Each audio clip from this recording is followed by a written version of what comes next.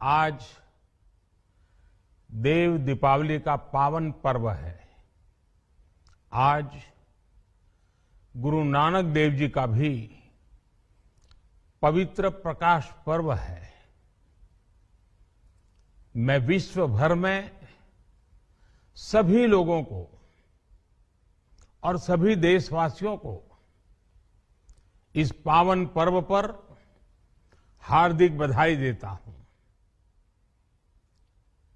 ये भी बहुत सुखद है कि 1.5 साल के अंतराल के बाद करतारपुर साहिब कॉरिडोर अब फिर से खुल गया है। साथियों, गुरु नानक जी ने कहा है, बीच दुनिया सेवी कमाइए त दरगिही बेसन पाइए। यानी संसार में सेवा का मार्ग अपनाने से ही जीवन सफल होता है। हमारी सरकार इसी सेवा भावना के साथ देशवासियों का जीवन आसान बनाने में जुटी है। न जाने कितनी पीढ़ियां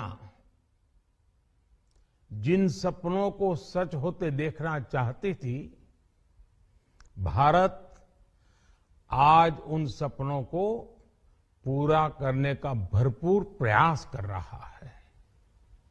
साथियों, अपने 5 दशक के सार्वजनिक जीवन में मैंने किसानों की परेशानियों को, उनकी चुनौतियों को बहुत करीब से देखा है, महसूस किया है। इसलिए जब देश ने मुझे 2014 में प्रधानमंत्री के रूप में सेवा का अवसर दिया, तो हमने कृषि विकास, किसान कल्याण को सर्वोच्च प्राथमिकता दी। साथियों, इस सच्चाई से बहुत लोग अनजान है कि देश के 100 में से 80 किसान छोटे किसान हैं। उनके पास 2 हेक्टेयर से भी कम जमीन है। आप कल्पना कर सकते हैं, इन छोटे किसानों की संख्या 10 करोड़ से भी ज्यादा है। उनकी पूरी जिंदगी का आधार यही छोटी सी जमीन का टुकड़ा है। यही उनकी जिंदगी होती है। और इस छोटी सी जमीन के सहारे ही वो अपना और अपने परिवार का गुजारा करते हैं। पीढ़ी दर पीढ़ी परिवारों में होने वाला बंटवारा इस जमीन को और छोटा कर रहा है। इसलिए देश के छोटे किसानों की चुनौतियों को दूर करने के लिए हमने बीज, बीमा, बाजार और बचत, इन सभी पर चौतरफा काम किया। सरकार ने अच्छी क्वालिटी के बीज के साथ ही किसानों को neem coated urea, soil health card, micro irrigation जैसी सुविधाओं से भी जोड़ा। हमने 22 करोड़ सॉइल हेल्थ कार्ड किसानों को दिए और इस वैज्ञानिक अभियान के कारण एग्रीकल्चर प्रोडक्शन भी बढ़ा। साथियों, हमने फसल बीमा योजना को अधिक प्रभावी बनाया। उसके दायरे में ज्यादा किसानों को लाए। आपदा के समय ज्यादा से ज्यादा किसानों को आसानी से मुआवजा मिल सके, इसके लिए भी पुराने नियम बदले।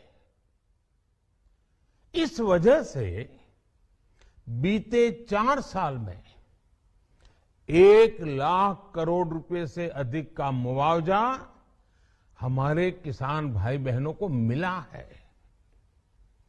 हम छोटे किसानों और खेत में काम करने वाले श्रमिकों तक बीमा और पेंशन की सुविधाओं को भी ले आए।